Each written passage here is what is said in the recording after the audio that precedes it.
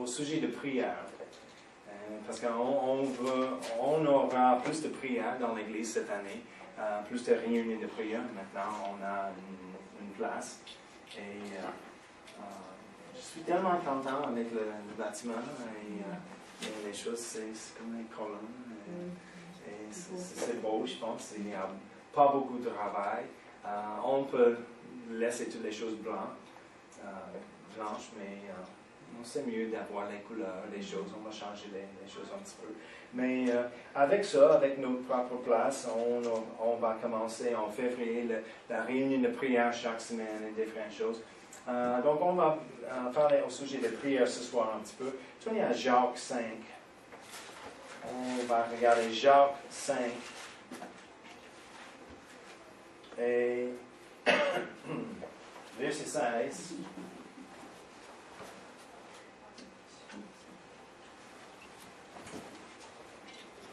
Jacques 5 et verset 16.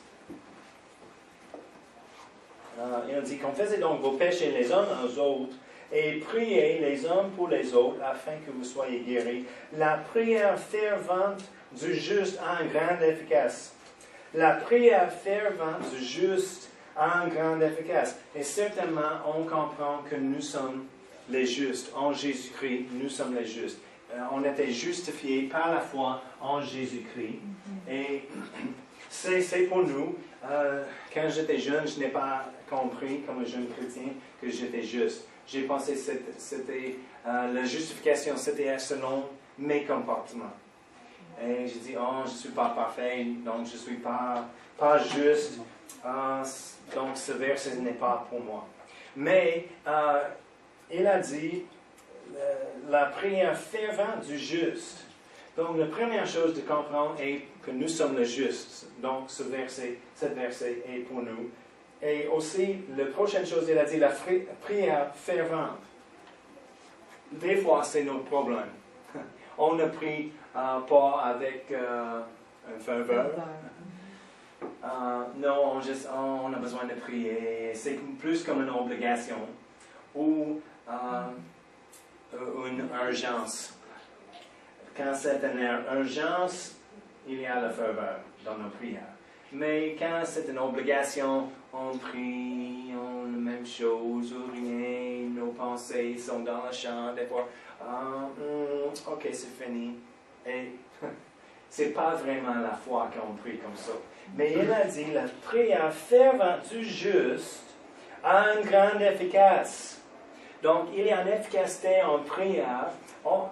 C'est quoi une efficacité en prière? Les résultats. Nos prières sont efficaces. Il y a des résultats. Et j'ai dit souvent, notre église en Floride avait une bonne réputation dans la communauté d'avoir les résultats en prière. Et si quelqu'un dans la communauté, même il ne sait pas une église, il a entendu des choses dans une petite communauté, ils ont dit, hey, on a un problème, on va appeler l'église. Il a dit, je demande prière pour tel et tel. Ok, on va prier. C'est bon. Et malheureusement, je pense que la plupart de l'église mondiale n'a pas beaucoup de confiance en prière. Parce qu'on n'a pas vu beaucoup de résultats, des fois, en prière, à cause des malenseignements. On était mal enseignés, on n'a prié pas dans la foi. Jacques a dit, si on ne prie pas, on ne demande pas par la foi, ne suppose pas que tu vas recevoir quelque chose du Seigneur. Mais souvent, c'était le problème. On ne demande pas par la foi, on juste, tout de suite, il y a une urgence et on demande, juste comme ça, tout de suite, en regardant la Bible, sans foi, et on juste lance les mots et on pense, on verra si Dieu va faire quelque chose. Certainement, il va faire quelque chose parce que j'ai un besoin. Mais il ne répond pas aux besoins. Il répond seulement à la foi. Donc, s'il répond aux besoins, pourquoi il y a des besoins dans le monde aujourd'hui? Il y a plusieurs de pauvres, les mamans prient parce que les enfants ont faim. Et il n'y a pas une réponse. Ce n'est pas parce que Dieu n'aime pas les enfants. Non, parce qu'il manque la foi vraiment. Il a besoin de demander par la foi. Et il y a une différence entre la foi dans quelque chose et la foi pour quelque chose. Peut-être on va parler une autre fois de ça, parce que c'est important. Mais en tout cas, il a dit ici, nous avons une efficace en prière, dans la prière des justes, la prière fervente du juste a une grande efficace. Donc on peut faire on peut rendre la puissance de Dieu disponible pour les personnes, pour nous-mêmes et pour les autres en prière. Les prières ferventes. Mais souvent, on a parlé à propos de l'urgence, souvent nos prières sont comme un appel pour 911. Hey, moi, secours, il y a un problème, une grande catastrophe arrive et on prie. Mais c'est mieux d'avoir prié avant. Okay? Parce qu'on peut... quelqu'un l'a dit comme ça, il y a plusieurs chrétiens qui sont conduits par le diable en prière. Je dis, comment est-ce qu'on conduit par le diable en prière? Parce que le diable arrive et il fait quelque chose, il commence un petit feu, il y a un feu de quelque chose. On dit, oh non, le diable arrive et il fait quelque chose. On arrive ici, on prie pour ça. Et ensuite, il arrive là-bas, il fait quelque chose. Oh non, le diable est là, il fait quelque chose dans ma vie ici. Et on arrive et on prie de ça. Et ensuite, il est en arrière. On arrive ici, on prie au sujet de ça. Et qu'est-ce qu'on fait? Nous sommes conduits par le diable et les choses qu'il fait dans nos vies, et on arrive tout de suite après. C'est mieux d'être en avant du diable et prier avant les choses, et quand il commence les choses, non, c'est déjà fait en priant la réponse. Et on peut suivre le chemin de Dieu et l'Esprit de Dieu au lieu de l'ennemi chaque fois qu'il fait quelque chose. Comprenez-vous? Donc, on peut faire les dépôts en prière, quand on prie avec efficacité, on prie dans l'esprit, on prie selon la parole, et les prières ferventes du juste ont une grande efficace. Donc, on peut prendre en prière et on peut faire les dépôts en prière. Et quand les choses arrivent, on a besoin les résultats ou la réponse, il y a déjà un dépôt qui est là en prière, et on peut prendre c'est quoi l'opposite d'un dépôt? Un retrait. Un retrait, oui, merci. On peut prendre un retrait de notre compte de prière pour la réponse. Au lieu de, cherche, le compte est vide, tout de suite, on a besoin de prier rapidement, et en faveur, et urgence, 911, aide-moi. Et malheureusement, c'est la vie de prière de plusieurs croyants. Pas de prière, sauf il y a un grand problème. On est à Philippiens 1.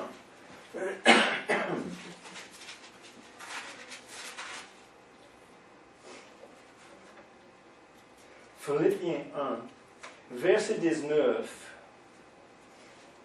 Paul a dit ici, car je sais que cela tournera à mon salut, grâce à vos prières et l'assistance de l'Esprit de Jésus-Christ, selon ma ferme attente à mon espérance que je n'aurai honte de rien, mais que maintenant, comme toujours, Christ sera glorifié dans mon corps, avec une pleine assurance, soit par ma vie, soit par ma mort, car Christ est ma vie, et la mort m'est un gain. Il a dit, le problème, la situation maintenant, il était en prison à ce moment-là, tournera à mon salut grâce à vos prières. Paul avait la confiance dans les prières des autres. Et il a dit, mon salut arrive, le salut pour cette situation, la réponse. Okay? Comment? Grâce à vos prières et l'assistance de l'Esprit de Jésus-Christ. Par la puissance de l'Esprit et par vos prières, il a dit, mon salut est certain. C'est tellement important, on peut avoir la même confiance et C'est pourquoi c'est important d'être conduit en prière pour les autres. Paul, certainement, il a prié pour lui-même, mais il a dit, ma délivrance dans cette situation, grâce à vos prières. Donc, ce n'était pas juste lui qui a prié. Et dans la vie de chaque personne, on veut une autre personne, juste pas prie pour moi. Certainement, je prie pour moi-même, mais il y a les temps, on dit, oh Seigneur, j'ai besoin d'aide. J'espère que quelqu'un prie pour moi. Mais c'est bon parce que quand on prie pour les autres, c'est comme une sémence. On sème, on récolte. On prie pour les autres. Si nous sommes conduits par le Saint-Esprit de prier pour les autres, quand le temps dure dans nos vies, Dieu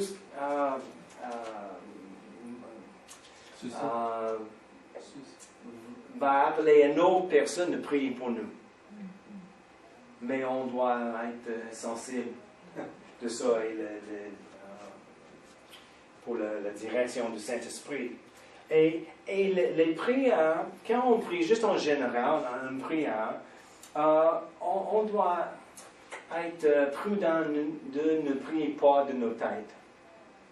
Il y a trop de choses mentales dans l'Église aujourd'hui, au lieu de l'esprit. Dans tous les domaines de nos vies spirituelles, on doit être conduit par le Saint-Esprit. Pas juste la première chose qui arrive dans nos pensées. Oh, j'ai pensé quelque chose. Oh, c'est bon de prier pour la madame à côté, ou ma cousin, ou quelque chose. Non, parce que si on pense de les besoins, on peut prier pour. La liste est longue.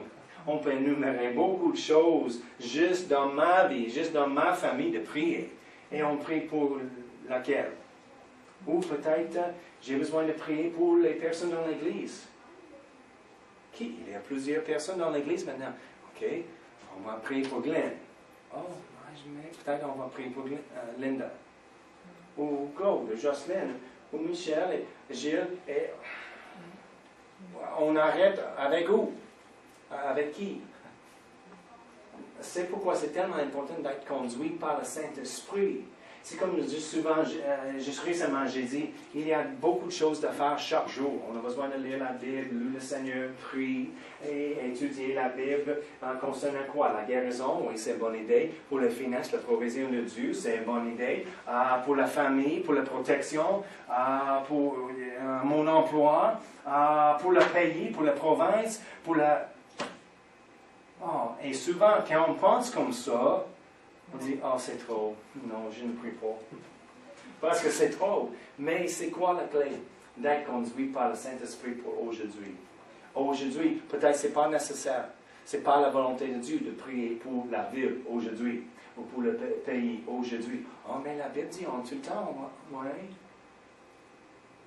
Mais il y a un plan pour aujourd'hui par le Saint-Esprit. Et si nous sommes conduits par le Saint-Esprit, on va accomplir le plan de Dieu parfaitement, selon l'Esprit, pas dans nos pensées. Quand j'ai visité mon ancienne église, où j'ai grandi, pas l'église en Floride, mais l'autre église où j'ai grandi, c'était une plus dénominationnelle, plus traditionnelle. Et il y a des personnes avec les requêtes de prière. Et j'ai remarqué, ce n'est pas vraiment les choses de l'esprit, c'est juste les choses de leur pensée. Et si on remarque, si on suit le Saint-Esprit, on peut remarquer la différence entre les choses de la chair et nos pensées naturelles et les choses de l'esprit. Et c'était comme une personne dit, oh, on a besoin de prier pour M. tel et tel, il est malade. OK? Mais certainement, chaque personne dans l'Église connaît quelqu'un qui est malade. Donc, il y a une autre personne, oh oui, il prie pour tel et tel aussi, il est malade. Oh, un autre, oh, il est plus malade que les autres, il a un cancer. Et ok, oui, oh, il y a une autre madame au travail avec un cancer. Et je dis, hey, je me dis, juste en moi-même, c'est pas vraiment, c'est pas la façon de prier comme ça dans l'Église. Des fois, on prend les requêtes de prière, certainement. Mais des fois, c'est vraiment dans nos cœurs, c'est pour nous de prier pour ces choses. Peut-être c'est pas pour toute l'Église. Mais peut-être c'est pour l'Église de prier. On a besoin de discerner c'est quoi la volonté de l'Esprit, d'être conduit par le Saint-Esprit. Pas juste parce que j'ai pensé de quelque chose, oh, c'est une bonne idée pour tout le monde de prier pour ça. Pas nécessairement. Donc, merci Seigneur pour le Saint-Esprit. On a besoin d'être conduit par le Saint-Esprit dans toutes choses, toutes. Parce que la Bible dit la volonté, l'esprit et la chair sont contraires l'un à l'autre. Et si on fait les choses par la chair, automatiquement, on fait les choses contre l'esprit. Et ce n'est pas notre cœur vraiment. Non, on veut suivre le Saint-Esprit. Et avec la pratique, vraiment, avec la pratique, c'est la meilleure chose à dire, je pense. Avec la pratique, on peut discerner les pensées arrivent d'où? De l'extérieur de moi ou de mon cœur? OK? C'est quelque chose de difficile d'expliquer vraiment, mais chaque personne a besoin d'apprendre comment le Saint-Esprit travaille avec lui. Parce que je peux expliquer pour moi, et peut-être c'est bon, mais un autre va donner une autre explication pour la même chose, mais il comprend les choses un peu différentes. Il va donner une différente explication vraiment. Mais chaque personne doit apprendre comment le Saint-Esprit parle dans son cœur et nous sommes conduits par lui. Okay? Et avec la pratique de ça, on peut discerner les pensées pour la prière ou juste en général, la direction, les pensées arrivent d'où? De l'extérieur, du monde, de l'ennemi, ou... Parce que souvent, c'est la question. OK, Seigneur, je pense que j'ai un sens de quelque chose. Et c'est toi?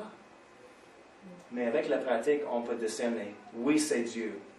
Ou non, c'est pas Dieu. Ce n'était pas de mon cœur dans l'intérieur. Les pensées arrivées de l'extérieur. OK? Donc, tournez à Éphésiens 1.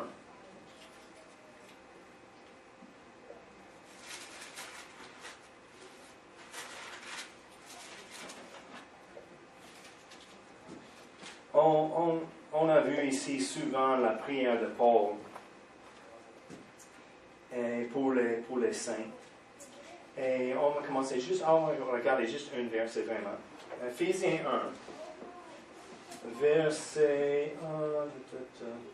On va commencer verset 15. C'est pourquoi moi aussi, ayant entendu parler de votre foi au Seigneur Jésus et de votre charité pour tous les saints, je ne cesse de rendre grâce pour vous, faisant mention de vous dans mes prières, afin que, c'est le verset, afin que le Dieu de notre Seigneur Jésus-Christ, le Père de gloire, vous donne un esprit de sagesse et de révélation dans sa connaissance.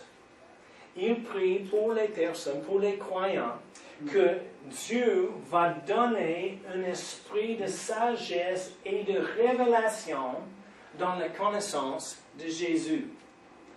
Mais tu dis, oh, je connais Jésus.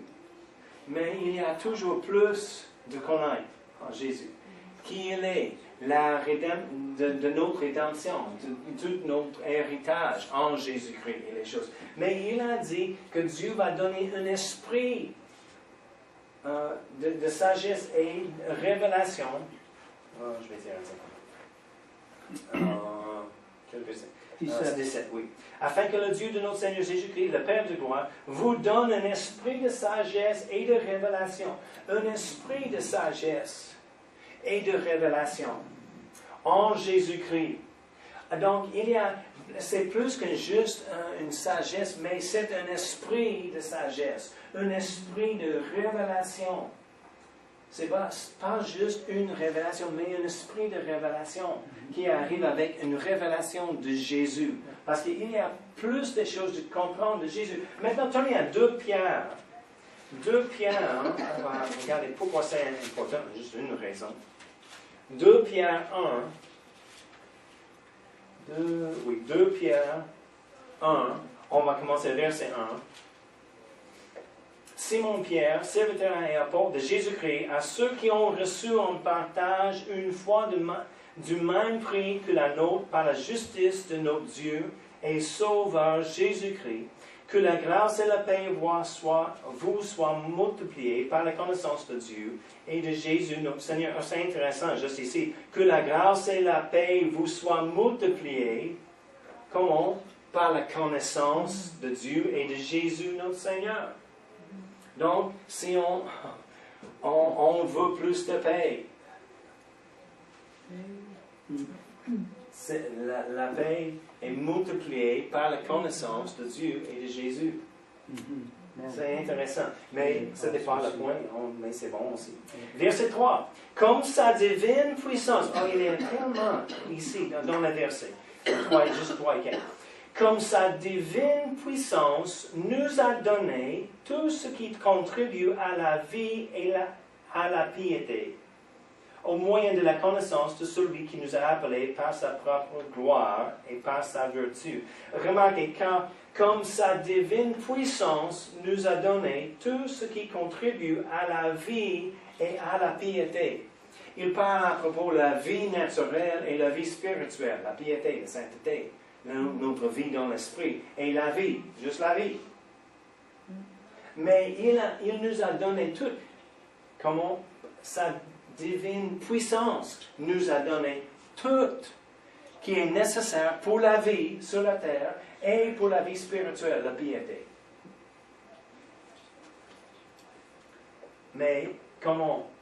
Au moyen de la connaissance de celui qui nous a appelés de Jésus.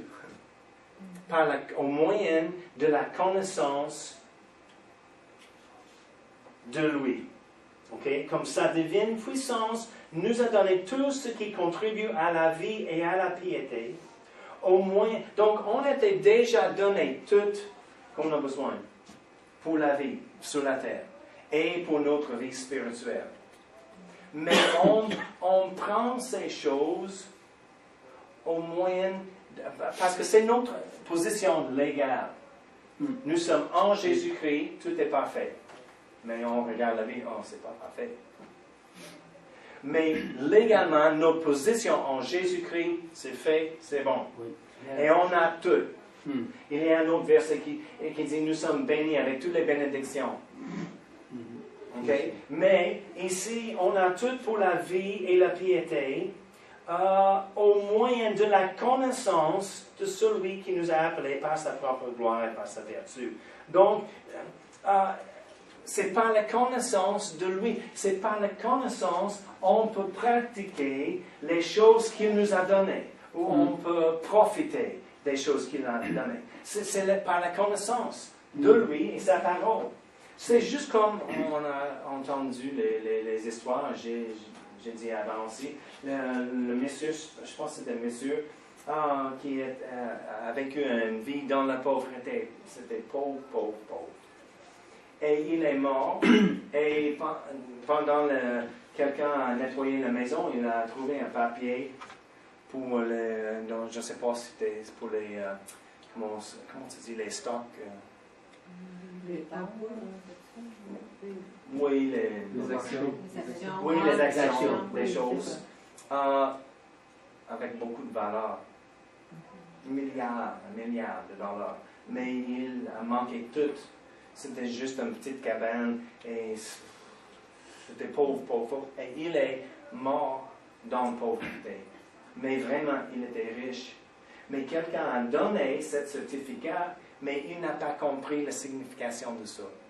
C'était là en tout le temps et il avait tout disponible pour lui, tout l'argent, beaucoup de biens, mais parce qu'il a manqué la connaissance de la signification de ça, il a vécu une vie depuis longtemps en pauvreté et ce n'était pas nécessaire. C'était triste. C'est le même pour les croyants. on avait un certificat avec notre héritage. Et si on ne prend pas la connaissance de ça, on va continuer de vivre une vie de pauvreté après on a reçu Jésus. Et ce n'est pas nécessaire. C'est triste. On doit comprendre la signification et la valeur des choses ont été données dans notre héritage en Jésus-Christ.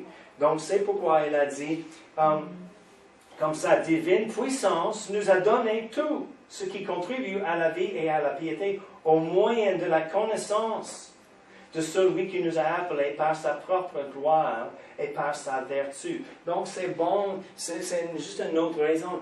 On a besoin de prier pour un esprit de sagesse et révélation dans la connaissance de Jésus. Parce que par ça, la grâce est multipliée. C'est bon. Et aussi, on met en pratique vraiment les choses où on profite de ces choses, des choses qu'il nous a données en Jésus-Christ. C'est toujours donné. Il a donné tout. Mais c'est rien pour nous si on manque la connaissance de ça. Avec la connaissance, et plus de connaissance, plus on peut mettre en pratique les choses dans nos vies, plus on peut profiter de chaque chose. Des fois, je pense souvent de notre amie Laurie en Floride, elle a dit, je n'ai pas aucune tolérance pour la pauvreté. Et elle est très très forte dans la parole pour la provision et la prospérité, la provision de Dieu. Et quand il y a un besoin, oh non, non, non, non. La Bible dit, elle a beaucoup de connaissances dans la parole et de lui comme un soutien. Mais pour la maladie, elle est plus faible. Et elle a dit ça. Je ne sais pas si ça paraît aujourd'hui ou non, mais j'ai entendu d'elle une fois, elle a dit ça. Mais je suis très fort dans ma foi pour la prospérité, mais pour la guérison, je lutte avec ça. Quand la maladie arrive, oh non, la maladie, elle a plus de connaissances de lui comme le soutien et moins de connaissances de lui comme le guérisseur. Mais on peut changer ça. Oui. C'est la bonne nouvelle. Il y a des personnes qui disent, oh non, je manque la foi pour la guérison, donc je reste malade. Non, non, non. Si on manque la foi pour la guérison, on peut monter dans la foi. Comment? En prenant plus de connaissances de lui comme ça. Amen. Comme on a chanté ce soir, il y a les différents noms dans notre rédemption de Dieu. Et si on prend connaissance de chacun, on va grandir dans la foi dans chaque domaine comme ça. On va continuer à verset 4. Par sa propre gloire, par sa vertu, lesquels nous assurent de sa part les plus grandes et les plus précieuses promesses, afin que par elles, par les promesses, vous deveniez participants de la nature divine, en fuyant la corruption qui existe dans le monde par la convoitise. Donc, c'est la même chose vraiment. Il continue à dire, on prend par les précieuses promesses, on devenait les participants de la nature divine. Mais on était donné la nature divine dans la nouvelle naissance. On a la nature de Dieu, mais on devient les participants dans la nouvelle nature par les précieuses promesses. Encore, avec plus de connaissances, si on comprend les promesses, ok, je suis plus qu'un vainqueur. Maintenant, c'est dans mon nature. Je peux prendre ma place comme plus qu'un vainqueur selon les promesses. Mais si je manque de connaissances, plus que quoi? Je ne sais pas. Je reste comme ça. C'est toujours la même chose. On revient encore et encore et encore. Le renouvellement de notre intelligence selon la parole de Dieu. Pourquoi? Parce qu'on devient les participants dans la nature divine au moyen des précieuses promesses. Amen.